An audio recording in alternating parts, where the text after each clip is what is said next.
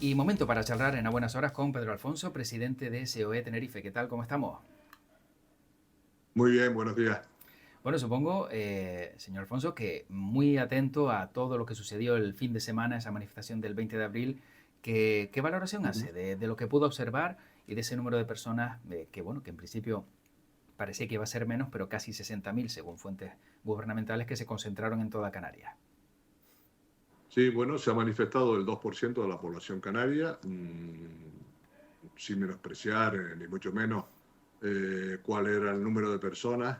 Sí está claro que hay un malestar de fondo en algunas personas, en algunos colectivos, eh, tal vez demasiado dispersos, ¿no? En las reivindicaciones. Hay temas que van contra las infraestructuras, otras contra algunas inversiones concretas, otras sobre más políticas, más sobre el tema turístico. Y bueno, todo eso produjo una amalgama, digamos, de demanda y ahí está. Ahora el gobierno tiene que evaluar, me imagino, cómo asume ese impacto de influencia que ha tenido, cómo quiere gestionarlo y tendrá que hacer propuestas a la sociedad, y propuestas a los empresarios y a los sindicatos para ver en qué grado podemos llevar eso en consenso, que es lo que a nosotros nos gustaría. Porque ¿hasta dónde pueden llegar los empresarios, el sector empresarial ante esta manifestación donde se reclama, digamos, pues como bien decía Pedro Alfonso, de todo un poco, ¿no? Problemas en carreteras, algunas personas se quejan también de que empieza a haber escasez de agua, quizá a lo mejor porque las infraestructuras no soportan, ¿no? Tanto volumen, no solo de habitantes, sino de turistas, vivienda escasea. ¿Hasta dónde pueden llegar los empresarios o cuál cree usted que puede ser la solución por parte del sector empresarial a este problema?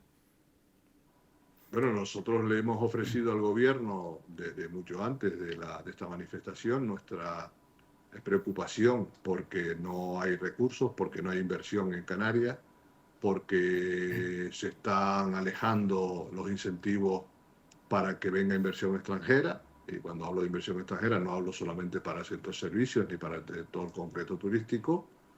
Y al mismo tiempo pues nos estamos encontrando con que prácticamente todos los proyectos tienen una tardanza excesiva, cuando no un bloqueo por parte de la administración, sobre todo los municipales. Dicho eso, yo creo que aquí lo que hay que hacer es asumir responsabilidades.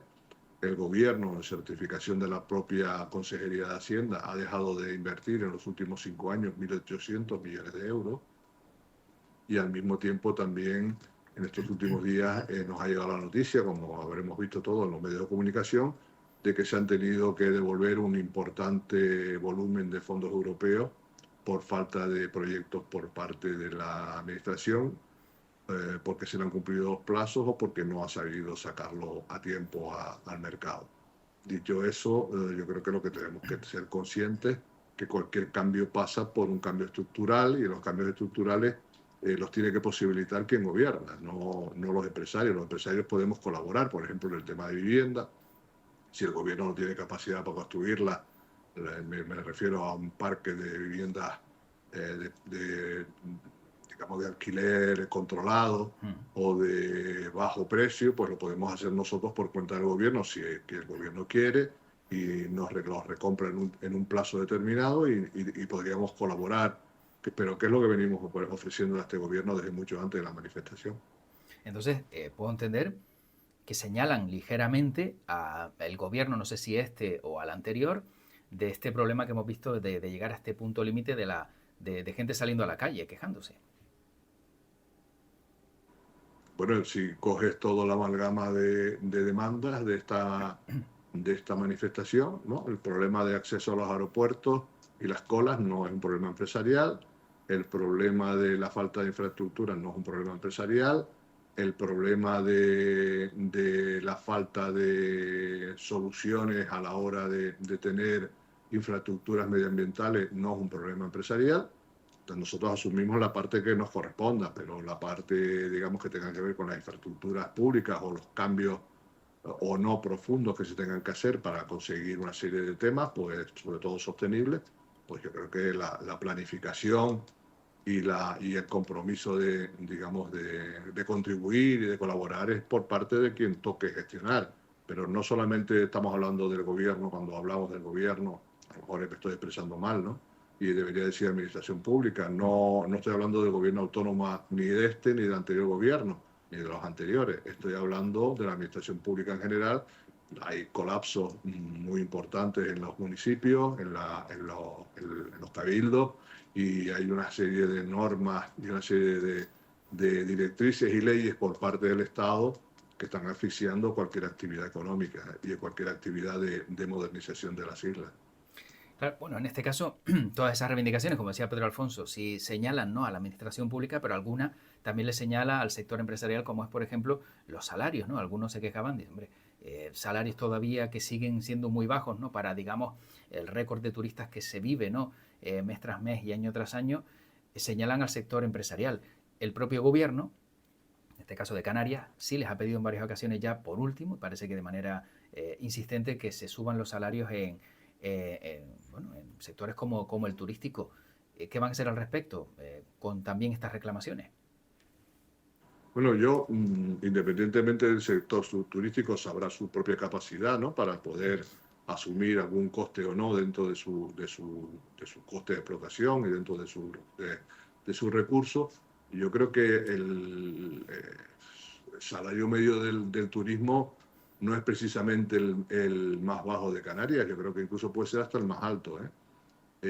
Lo que pasa es que yo le digo, si me permite un ejemplo, ¿no? Uh -huh. Si una persona paga 100 por un salario e ingresa 1000 y otra paga 100 e ingresa 300, los dos pagan lo mismo, pero el esfuerzo es distinto.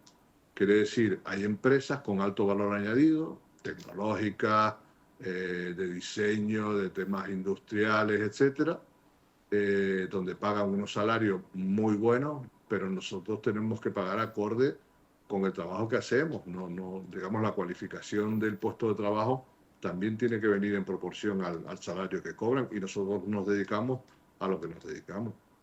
Claro, pero luego, por ejemplo, yo no sé desde su punto de vista si se está mezclando algo que no tiene nada que ver, pero seguimos viendo, como decía antes, ¿no?, llegada récord de turistas en Canarias, pero luego también que tenemos una de las tasas de pobreza y exclusión social, o personas en riesgo de pobreza y exclusión social, más alta del país, ¿no? Como en un lugar donde, digamos, esa riqueza, ¿no?, que genera el turismo se ve por un lado, pero por el otro no se traduce quizá a lo mejor en unas mejoras de todas esas personas. ¿Dónde puede estar el problema ahí? Bueno, nosotros pagamos salarios que negociamos con los sindicatos, lo pagamos además bien. Llegamos a acuerdos en las cotizaciones sociales cuando no nos las imponen, y nuestra responsabilidad en la redistribución de salarial o la redistribución de la riqueza acaba ahí. Luego, para eso pagamos impuestos de impuestos a sociedades, para eso pagamos el IGI, para eso los trabajadores que trabajan con nosotros y nosotros mismos pagamos impuestos de la renta, y luego el gobierno o los sucesivos gobiernos que gestionan las islas, que son 4, como todo el mundo sabemos, con esos fondos hacen unos presupuestos y lo dedican a ayudar digamos, a equilibrar el desarrollo y a dar oportunidades a todo el mundo. Eh, no sé qué más podemos hacer en ese sentido como empresarios, más allá de decirle al gobierno, a los sucesivos gobiernos, que tienen que hacer una política más proclive al incentivo económico digamos, en sectores donde el valor añadido sea importante, donde se puedan pagar grandes salarios, sin demonizar ni al turístico, ni al hotelero, ni al del comercio, ni al de la restauración, que tienen su papel. Yo creo que lo que hay que hacer aquí es reforzar los sectores que no estamos siendo muy competitivos, entre otros construcción, industria o incluso la agricultura, y no dedicarnos a intentar reducir, digamos, los ingresos por parte del sector turístico. Yo también quisiera decirle que cuando los empresarios hacemos los números o valoramos el impacto que tenemos de nuestros ingresos, no lo hacemos por el número de latas que vendemos o el número de cajas o el número de personas que podemos gestionar o atender. Lo hacemos por su precio, por nuestra capacidad de venta y, en este caso, de ocupación, y además en el sector ya en general como económico, todo lo que impacta ese consumo fuera del sector turístico propiamente dicho, el efecto arrastre que siempre hablamos, ¿no? Si el turismo está bien, gasta bien y gasta en sectores como el comercio, la restauración, los transportes, etcétera, nos ayuda a todos en riqueza. ¿Se sienten ustedes injustamente señalados tras esta manifestación? Bueno, nosotros estamos acostumbrados ya, nos señala el gobierno del Estado, nos señala el gobierno autónomo. Eh, mm, es el pan de cada día, ¿no? Yo creo que aquí lo que estamos es viviendo una falta de soluciones y que la gente, en vez de buscar asumir responsabilidades, busca culpables. Nosotros, yo lo digo desde el principio de esta entrevista y me la habrá escuchado usted muchas veces en muchos ámbitos, los empresarios siempre nos sentamos a trabajar con quien nos llama de manera constructiva, de manera coherente y de manera, digamos, comprometida con las islas. No tenemos ninguna clase de problemas en abordar cualquier problema, incluso hacer cualquier aportación o sacrificio en la medida que se pueda hacer. Lo que también es cierto que cada uno tiene que cumplir con su papel. Nosotros tenemos que generar economía. No se olvide usted que de los 50.000 millones de euros de la riqueza de Canarias, 40.000 lo aportamos los empresarios y los trabajadores y el resto de la administración pública, pero que aquí lo que hay que hacer es ser efectivos, no ser eficientes, si usted me permite, pero no podemos seguir vendiendo ideas sin consumarlas. Otro de los mensajes que se ha escuchado, señor Alfonso, ha sido la ecotasa. Ecotasa, pero desde su punto de vista, ¿esto puede paliar o solventar el problema que vive ahora mismo Canarias frente a ese modelo turístico del que se quejaban el sábado? Nosotros no estamos en la línea de ningún impuesto nuevo que tenga que ver con el medio ambiente, ni con la disuasión de que vengan turistas, ni nada. Nosotros estamos comprometidos con el gobierno en bajar la fiscalidad en Canarias, bajar el IGIC, bajar todas las partidas presupuestarias que sean posibles y que no generen más estrés y más esfuerzo fiscal a las familias y a las empresas, por lo cual nosotros seguimos en la línea de que una ecotasa no vendría bien para la economía de las islas, independientemente del turismo o de los propios turistas. ¿Cómo sería, no sé, la reacción de los empresarios cuando se prometió, ¿no?, una bajada del IGIC y ahora de repente pues vemos que se crea una ecotasa, que es un impuesto nuevo? No se ha creado nada y tampoco se ha terminado la legislatura. Tenemos confianza y esperanza en que este gobierno va a elegir más pronto que tarde. Bueno, ¿qué le parece también las palabras de Rosa Dávila hoy en la portada del periódico El Día, donde asegura bueno, que estaría bien poner una tasa por entrar a los espacios protegidos? ¿Esa parte sí o tampoco la acaban de ver, digamos, factible? Mire, yo creo que el gobierno de Canarias tiene suficiente presupuesto y el cabildo para acometer medidas de cuidado de los espacios naturales sin tener que cobrar más impuestos. Eh, no da igual que sea ecotasa o cobrar por estar en los espacios protegidos. Si el gobierno libera dinero para esa partida, lo tendrá controlado, no tendrá que hacer absolutamente nada. Lo fácil es tirar del presupuesto, pero después la eficiencia de la ejecución presupuestaria nos ponemos todos con la cara colorada, ¿no? Hay que hacer un esfuerzo grande y hay que ejecutar los presupuestos en las partidas que realmente son interesantes. Si realmente no está suficientemente dotada las partidas medioambientales, pues que se haga y que se gestione, pero no con cargo a un esfuerzo fiscal de nadie. O sea que entonces ecotasa o tasa por espacios protegidos, etcétera, sería más dinero en las arcas de un cabildo o de un gobierno de Canarias que quizá a lo mejor no tengan, pues no sé, esa reacción que todos esperan que tenga ese impuesto, ¿no? Bueno, eso es lo que he dicho y creo que es lo que nos demuestra la historia reciente de la economía canaria, ¿no? No hay una ejecución presupuestaria más allá de los capítulos 1 y 2 del presupuesto que sea eficiente. Bueno, hablando de otros asuntos, también quiero preguntarle a Pedro Alfonso por los niveles de absentismo en Canarias. ¿Son preocupantes los datos y existe alguna solución a lo que estamos viendo y observando? Porque hace no mucho también hablaba con la Confederación Canaria de Empresarios y ellos aseguran dice, bueno, que estos datos son bastante altos y no solo eso, sino que también decía José Cristóbal García que hay que acabar con los bajistas, aquellos que cogen la baja de manera continuada y que hacen que todos estos datos pues también son, bueno, pues sean tan radicales. Sí, bueno, desgraciadamente la provincia de Santa Cruz de Tenerife tiene el mayor incremento en absentismo de los 3 primeros meses de este año, de toda España, y esto nos tiene muy, muy preocupados. Dese cuenta usted que cuando nosotros contratamos a una persona en sustitución de otra que está de baja, esa persona cuando termina, o sea, ninguna de esas dos personas están en el paro a efectos estadísticos, pero cuando vuelve a ser persona al trabajo, la que le sustituye vuelve a estar en la lista de paro, por lo cual no le estamos dando más que una solución temporal a su puesto de trabajo. El absentismo se está convirtiendo en una crónica tremendamente disuasoria para la inversión empresarial, ¿no?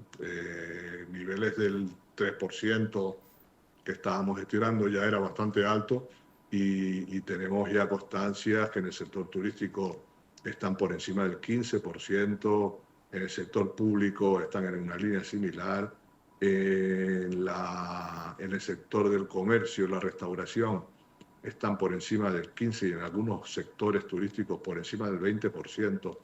Y fíjese usted que hay eso ya hoy en día. Antes el trabajador tenía que venir a traer el parte de baja a la empresa y nosotros podíamos planificar. Hoy podemos enterarnos que hoy no viene a trabajar un trabajador porque está enfermo y recibir la baja 2 o 3 días después, por lo cual no sabemos si es que ha tenido un accidente, no sabemos si es que no ha querido venir a trabajar, no sabemos nada hasta que no nos comunica el SEPE su situación. Y luego, por otro lado, nosotros no tenemos ningún problema y lo hemos dejado claro muchas veces con las bajas que tienen que ver con enfermedades claras y diagnosticadas. Tenemos problemas con el absentista, con la persona que busca fórmulas para no venir a trabajar. Tenemos problemas con la gestión del Servicio Canario de Salud, donde las listas de espera retrasan muchísimo las altas de los trabajadores, no por la cura de la enfermedad, sino por procedimientos administrativos, y que todos esos costes al final los pagamos nosotros, por lo cual tenemos derecho a protestarlo, ¿no? Claro, daba los datos ahora mismo Pedro Alfonso, ¿no? De todos aquellos que realmente, pues bueno, vemos que están de baja o digamos tienen ese asentismo, pero ¿y el autónomo? Porque claro, el autónomo se supone que nunca se pone malo, porque es una persona que si no trabajo hoy, no cotizo, si no voy a trabajar, se me acumulan las deudas. ¿Existen datos donde se vea que también hay una diferencia con el autónomo? ¿Realmente también vemos pues que el autónomo cae malo como cualquier ser humano? El autónomo, como bien dice, produce menos número de bajas, pero cuando está de baja es de mayor número, de más tiempo. Vale. Entonces los costes en este caso en la seguridad social son mucho más altos y la situación del autónomo en algunos momentos, cuando son enfermedades graves o cuando son accidentes graves, son bastante precarias, ¿no? El mecanismo único que hay es que dejan de pagar la cotización a la seguridad social, y tienen derecho a una pequeña compensación por parte del SEPE, pero insisto, no te da para mantener un nivel de vida ni para cubrir una serie de gastos fijos, ¿no? Porque usted está de baja como empresa, como autónomo, pero al fin y al cabo los gastos mínimos de luz, agua, alquileres, etcétera, sí tiene que seguir teniéndolos, y si lo cierra, pues prácticamente lo que tiene que empezar es desde cero cuando se vuelve a recuperar. Bueno, circunstancias, la verdad que también la de los autónomos que nos llevaría a un debate mucho más amplio. Pero para ir acabando, sí también me gustaría preguntarle su opinión por una sentencia que vimos hace muy poquito. El Supremo amplía el horario laboral y asegura que 15 minutos, llegar tarde al trabajo, no hay problema, y que también tomarse un café, pues otros 15 tampoco supone un problema. O sea que aquellos que toman un café o llegan 15 minutos más tarde se le considera dentro del horario laboral. ¿Qué opinión le merece esta sentencia al Supremo? Bueno, primero que no sienta jurisprudencia porque todavía es solamente la opinión de un magistrado. Como sabe, en España tiene que ser más de 3 sentencias similares para eso. Luego, la otra opción es que la empresa esa no estaba regulada, no tenía un convenio para estos temas, y entonces ante la falta de acuerdo y convenio entre las partes, el juez determinó que debería ser en esa línea.